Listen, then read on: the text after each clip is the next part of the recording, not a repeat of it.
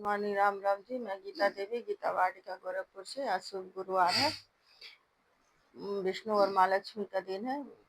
प्रभु और माता जी से प्रार्थना है कि आप लोगों की कृपा हम सब पर बनी रहे। जो चीज आपके मन की शांति छीन ले उसे छोड़ देना ही समझदारी है। चाहे वो आदत हो, सोच हो या रिश्ता हो, छोड़ देना चाहिए।